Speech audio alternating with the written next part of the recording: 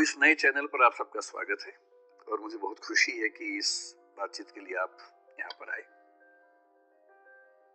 मैं सोच रहा था कि किस टॉपिक से हम शुरू करें। बहुत सारे सुझाव थे, मेरे मन में भी थे। अंत में तय हुआ कि कोई ऐसा टॉपिक ले जो बहुत ही बेसिक सा हो, जो हर व्यक्ति के लिए जरूरी हो, इसका महत्व हो। और मुझे पता नहीं क्यों, अगर मैं सोचता हूँ कि इस चैनल की शुरुआत मैंने क्यों की, इसका पर्पस क्या है, अगर एक पर्पस तय करना हो, बाकी पर्पस तो सारे होते ही हैं। प्रसिद्धि की चाह भी एक पर्पस हो सकता है, इसका सबके मन में होता है, तो मेरे मन में भी होगा ही। लेकिन अगर मैं सोचूं कि इसका दरअसल एक ईमानदार पर्पस क्या है इस चैनल का, तो मुझे लगता है कि मैं अपने कंट्रीब्यूशन के तौर पर यह चाहता हूं कि हमारा समाज सोचने विचारने की प्रक्रिया में बेहतर समाज बने। हम एक सेंटिमेंटल समाज के रूप में ना हो, हम एक इंटेलेक्चुअल समाज भी तो हो। सामाजिक चर्चाओं में, विमर्शों में थोड़ी गहराई हो, चिंतन बेहतर हो। हम अफवाहों से क्यों बहें। इसलिए सोचा कि पहला टॉपिक क्यों ना यही रखें कि सोचा कैसे जाए, फैसले कैसे किए जाए। मैं क्लास में एक कहानी अक्सर सुनाता हूं पंचतंत्र की, थोड़ा बदल के सुनाता हूं। पंचतंत्र आप जानते हैं, विष्णु शर्मा का एक कहानी संकलन है प्राचीन काल का। उसमें कई ऐसी कहानी है जो हमें नॉर्मल लाइफ के बारे में, सामान्य जीवन के बारे में एक लेसन देती हैं, सीख देती हैं। उसमें एक कहानी का नाम था, अगर मुझे ध्यान है, मैं स्कूल में पढ़ता था, उसका नाम था पंडित की बकरी। कहानी थोड़ी सी अलग थी, मैं उसे थोड़ा सा अलग करके आपको सुनाता हूं ताकि आज के परिवेश में उसका महत्व ज्यादा समझ में आए। कहानी ये है, मैं फिर बता रहा हूं, कहानी में बदल के सुना रहा हूं ताकि बाद में कोई हमला ना करे कि नहीं कहानी तो ये थी, बदल कैसे दी। उस कहानी में यह था कि एक पंडित जी बकरी खरीद के जा रहे हैं। 3 लोगों को लालच है कि बकरी खाएंगे हम। उनको बेवकूफ बनाने के लिए एक ने कहा कि कुत्ता कहां ले जा रहे हो, एक ने कहा कि आप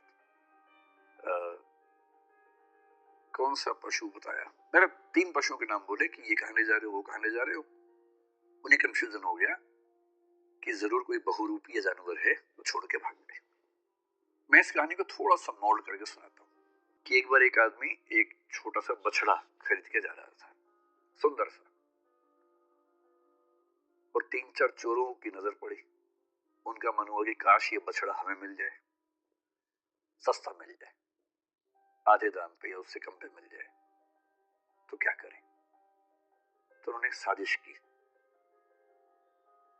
बारी बारी वो उस व्यक्ति से रास्ते में मिले।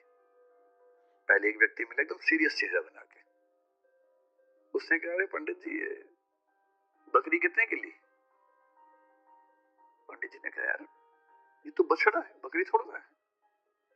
तो वो बड़े अच्छे से हंसने का, बछड़ा है, अच्छा, इतना कह के मुस्कुराते हुए निकल गया वहां से।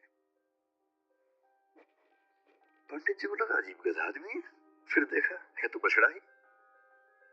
उसका उतना ही काम था, किया और निकल गया। अब वो आगे चल रहे हैं, करीब 100-200 मीटर के बाद एक दूसरा आदमी अलग जगह से आया। इनके बीच में आपस में साठ गांठ है, ये इनको नहीं पता है। दूसरा आदमी आया और आते बोला, वाह पंडित जी, कितनी मोटी बकरी है, एकदम बछड़ा लग रही है देखने में तो।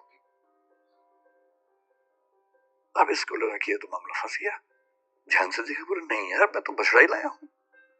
बोला वही तो मैं कह रहा हूं, देखने में लग रहा है एकदम, लेकिन है मोटी बकरी। ये कह के वो भी निकल गया। फिर 1 किलोमीटर बाद तीसरा मिला और उसने कहा, पंडित जी बस ऐसी ही बकरी चाहिए मुझे भी, कहां मिलेगी ऐसी बकरी। उसने कहा, फिर पंडित ने फिर थोड़ा धमकाते हुए कहा कि यार ये बछड़ा है भाई, लेकिन अब वो दबाव कम बना रहा था, वो खुद दबाव में था। तो वो भी ठाका मार के ऐसा, बछड़ा ऐसा होता है, अच्छा, ये करके चला गया। और फिर चौथा आदमी जो असली था उनका मास्टरमाइंड, चीफ कॉन्स्पिरेटर, फिर वो आया पैसे गिनते हुए। उसने कहा, अरे अरे अरे, ऐसा ही बकरा चाहिए, ऐसी बकरी चाहिए, कितने की मिलेगी, कितने की मिलेगी। तो पंडित जी को लगा मुझसे बहुत बड़ी गलती हो गई है, मैं तो बकरी खरीद के ले आया बछड़े के नाम पे या बछिया के नाम पे। फिर लगा घर जाऊंगा, घर पे पिटूंगा, इससे अच्छा नुकसान कम कर लेता हूं। तो एज्यूम कीजिए कि उस जमाने में 100 रुपए के आसपास का लिया था, तो उन्होंने बताया कि मैंने 100 का लिया है। 100 का बकरी तो 20 रुपए की आ जाती है, लेकिन इतनी तंदुरुस्त है, अगर आप चाहें तो मैं इसके बदले आपको 40 रुपए दे सकता हूँ। और पंडित जी को लगा कि यार चलो 60 का नुकसान सही, कम से कम 80 का तो नहीं होगा, और 40 का उसको दिया और खुश होकर घर लौटे कि बच गया आज तो। अब ये जो पंचतंत्र की कहानी है ये इसलिए है कि जब हम जीवन में निर्णय करते हैं तो हमारे पास बहुत सारे ऊट पटांग से इनपुट्स आते हैं, और यदि आप बहुत समझदार इंसान नहीं है तो इस बात का पूरा खतरा है कि कोई ना कोई कभी ना कभी आपको बेवकूफ बना ही देगा। और हम जिस दौर में, हम तो व्हाट्सएप यूनिवर्सिटी के दौर में हैं, सारा ज्ञान ही वहां से आता है। सोशल मीडिया, आप लोग मोबाइल फोन के मरीज हो चुके होंगे मेरे ख्याल से, मैं भी ज्यादा मरीज हूँ, आप भी होंगे ही, आप तो नई जनरेशन के लोग हैं, ज्यादा मरीज होंगे। बिना वजह के मोबाइल फोन खोल लेते होंगे, फिर उस पर करते रहते होंगे ऐसे ऐसे। रील देख रहे हैं तो रील ही देख रहे हैं, शॉर्ट देख रहे हैं तो शॉर्ट्स ही देख रहे हैं, मन ही नहीं भर रहा है। फोन देखते देखते थक गए और फोन रखा, और 1 मिनट के बाद फिर फोन उठा लिया कि थक गए हैं, क्योंकि डोपामाइन रिलीज होता है आजकल फोन देखने से। ये एडिक्शन है, खतरनाक एडिक्शन है। और हर वीडियो में कुछ ना कुछ मैसेज कन्वे हो रहा है। इंफॉर्मेशन इतनी ज्यादा कभी नहीं आई हमारे आसपास जितनी आजकल आ रही है, और वो भी ऑडियो विजुअल फॉर्मेट में आ रही है। अखबारों के दौर में लिखित सूचना आती थी, केवल साक्षर लोग पढ़ते थे, बाकी पढ़ते ही नहीं थे। आज के दौर में ऑडियो है, विजुअल है, टेक्स्ट है, हर भाषा में है, कोई व्यक्ति बच ही नहीं सकता। और अगर किसी समूह के पास ताकत हो, उसके पास 10,000 ऐसे बेरोजगार हों जिनको काम दिया जाए कि दिन में 500-500 मैसेज भेजने, हर मैसेज के बदले 2 रुपए मिलेंगे, तो कोई समूह पूरे समाज को अपने तरीके से सोचने के लिए मजबूर कर सकता है। महाभारत का सोच के देखिए, महाभारत का युद्ध है, एक तरफ पांडव हैं, एक तरफ कौरव हैं। पांडवों के साथ में कृष्ण है। नैतिकता के लिए जरूरी है कि पांडव जीतें और कृष्ण इस पूरी योजना के साथ वहां पर हैं। पर पांडव जीत नहीं पा रहे, जिसके कई कारणों में से एक ये है कि कौरवों की सेना में द्रोणाचार्य भी हैं, उनका पुत्र अश्वत्थामा भी है। द्रोणाचार्य गुरु तो पांडवों के भी हैं, कौरवों के भी हैं, पर वो राजधर्म का पालन कर रहे हैं, क्योंकि वो जिस राज्य के साथ हैं उसके साथ खड़े हैं। पांडवों की सेना उनको हरा नहीं पा रही है,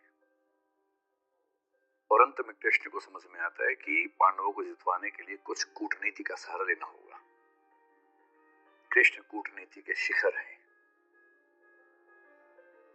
वो युधिष्ठिर से एक बात कहते हैं, पर युधिष्ठिर तैयार नहीं है एक गलत बात कहने के लिए। और अंत में कृष्ण अपनी पूरी कूटनीतिक ताकत का इस्तेमाल करके सिचुएशंस बनाते हैं। एक हाथी अश्वत्थामा नाम का, उसकी हत्या होती है। बात फैलाई जाती है कि अश्वत्थामा मारा गया। अश्वत्थामा द्रोणाचार्य के पुत्र का नाम भी है, और द्रोणाचार्य अचानक हताश होने लगते हैं। उन्हें फिर भी लगता है कि एक बार मैं खबर को ऑथेंटिकेट कर लूं, प्रामाणिक है या नहीं चेक तो कर लूं। तो वो अपने समय के सबसे प्रामाणिक व्यक्ति युधिष्ठिर से पूछते हैं। युधिष्ठिर धर्मराज हैं, झूठ नहीं बोलते हैं। पूरी पांडवों की सेना ने, टीम ने जब उनसे कहा, वो तब भी तैयार नहीं हुआ कि मैं झूठ नहीं बोलूंगा। लेकिन अब झूठ नहीं है, अश्वत्थामा की हत्या हुई है, हाथी की हुई है, तो क्या हुआ, हुई तो है ही। और तब भी वो चाह रही कि मैं पूरी बात बोलूं। द्रोणाचार्य ने पूछा, क्या अश्वत्थामा मारा गया? युधिष्ठिर कह रहे हैं, अश्वत्थामा हतो नरो वा कुंजरो वा। अश्वत्थामा मारा गया, आदमी था या हाथी था। लेकिन जैसे ही नरो वा कुंजरो वा कह रहे हैं, ठीक उसी क्षण में बहुत तेज शंख बजता है कृष्ण का, और उस शंख की आवाज में द्रोणाचार्य सुन नहीं पाते पूरी बात। और क्योंकि वो सुनते हैं सिर्फ इतना कि अश्वत्थामा मारा गया, वो हताश हो जाते हैं, हथियार छोड़ देते हैं, युद्ध भूमि में जमीन पर टिक के बैठ जाते हैं और इसी क्षण का फायदा उठा के धृष्टद्युम्न उनकी हत्या कर देता है। मैं सोचता हूं कई बार कि द्रोणाचार्य इतने योग्य व्यक्ति थे, यदि मिस इन्फॉर्मेशन से या मैनिपुलेटिव इन्फॉर्मेशन से उनको भी एक गलत तथ्य के प्रति आश्वस्त किया जा सकता था, तो आज के दौर में जब हर तरफ सोशल मीडिया के हमले हैं, कैसे कोई व्यक्ति सही फैसले करे? अगर द्रोणाचार्य उस आवाज को सुन पाते, नरोवा कुंजरोवा, तो शायद उनका फैसला बदल गया होता, शायद युद्ध की कहानी अलग होती। पर किस तरह से सूचनाएं पहुंचे, कौन सी सूचनाएं ठीक से न पहुंचने दी जाएं, कैसे कंटेक्स्ट से बात को हटा दिया जाए, अगर सूचना देने वाले इसमें माहिर हों तो समाज क्या करे, आम आदमी क्या करे, द्रोणाचार्य जैसा महान चिंतक क्या करे? और इसलिए कुछ बातें जो मुझे लगता है कि होनी चाहिए इस मसले पर। मैं तो अपना जीवन लगभग 2/3 जी चुका हूं, बाकी तो पता भरोसा तो कल का भी नहीं है, लेकिन हाँ, अगर मैं भारत की सामान्य आयु के हिसाब से देखूं तो 2/3 जी चुका हूं। आप 1/3 वाले हैं, तो आपके जीवन में बड़े फैसले बाकी हैं। अधिकांश की शादी भी शायद नहीं हुई आप लोगों के ना, चेहरे बता रहे हैं आपके, चमक रहे हैं ना अभी। तो आपको बड़े फैसले करने हैं, और फैसला करना हर दौर में मुश्किल था, आज के दौर में सबसे मुश्किल है। तो कुछ सावधानियां कि जब आप फैसला करें जिंदगी में तो किन सावधानियों को बरतें ताकि गलतियां कम से कम हो। गलतियां उसके बाद भी होंगी, कौन है जो गलती नहीं करता है फैसले में? सब करते हैं, आप भी करेंगे, पर गलतियां कम हो, सही फैसले ज्यादा हो,